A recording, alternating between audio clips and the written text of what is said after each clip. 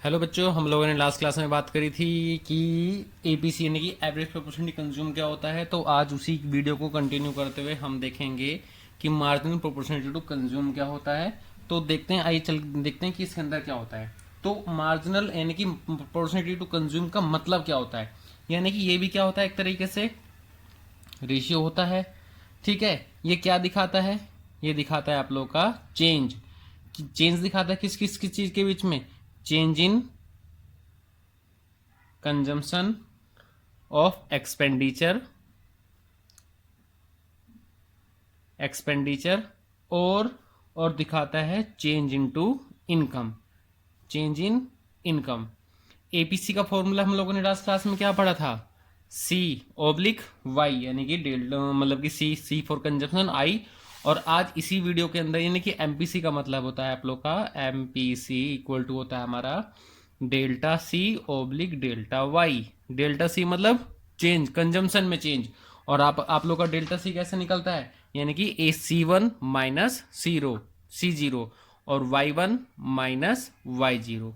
ये हमारा क्या होता है, डेल्टा सी का फॉर्मूला, हमारा डेल्टा वाई का फॉर्मूला। तो इसी के रिगार्डिंग जो है आज मैं आप लोगों के सामने एक टेबल बनाऊंगा। उस टेबल के अकॉर्डिंग आप लोगों को पहचानना है कि कौन सी चीज कैसे कैसे होगी। तो इनकम,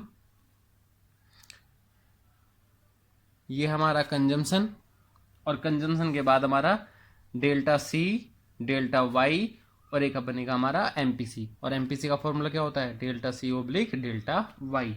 इनकम वही जो मैंने एग्जांपल लिया था, 100, 0, 200, 200, 300, 400, ये इनकम मैंने मान ली।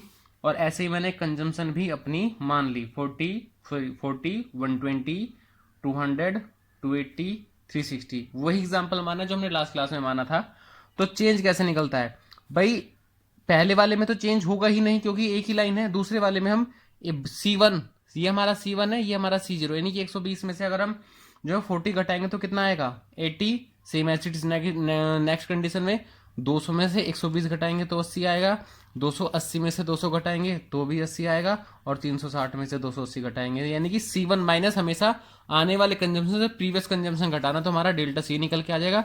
सेम एज इट इज हमें वाई निकालना है, यानी कि पहले वाले के लिए तो जीरो आ जाएगा, दूसरी के लिए 100 minus zero 100, 200 minus 100 100, 300 minus 200 100, as it is हमारा ये भी आ गया।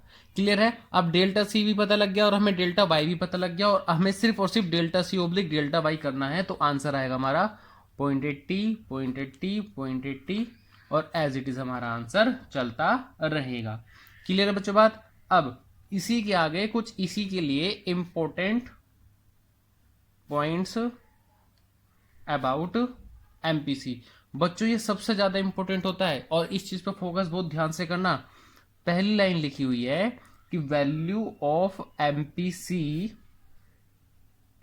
वेरीज बिटवीन 0 एंड 1, क्योंकि एमपीसी हमारा कभी एक से ज्यादा नहीं होगा और 0 से कम नहीं होगा। तो यानी कि 0 और 1 के बीच में हमेशा पॉइंट में ही आंसर होगा। और हमारा एक किन कंडीशंस में होगा, जब हमारी जो है इनकम और जो हमारा जो चेंज इन इनकम और चेंज इन खर्चा कैसा होगा, हमेशा बराबर होगा।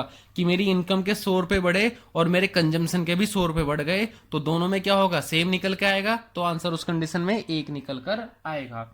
दूसरा, एमपीसी ऑफ पुअर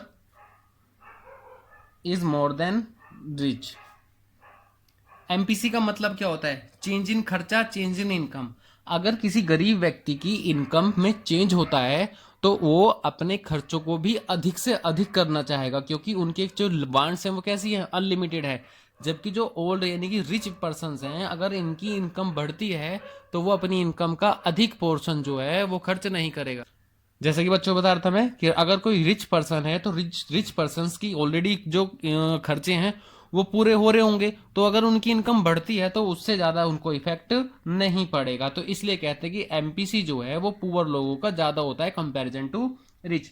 और तीसरी बात आती है आप लोगों की, MPC falls with successive successive increase of income, increase of income. जैसे जैसे हमारी इनकम एक टाइम बढ़ती बढ़ती बढ़ती बढ़ती बढ़ती चली जाती है, लेकिन हमारे खर्चे उस तरीके से नहीं बढ़ेंगे, तो जिसके कारण क्या होगा कि इनकम के अंदर चेंज ज्यादा दिखाई देगा और कंजम्पशन के अंदर चेंज कम दिखाई देगा।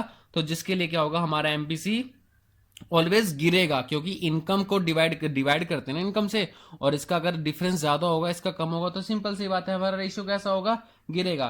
तो अभी तक की वीडियो में हमने क्या पढ़ा था कि एपीसी क्या होता है, सी ओब्लिक वाई, और जबकि एमपीसी क्या होता है हमारा, delta C oblique delta Y.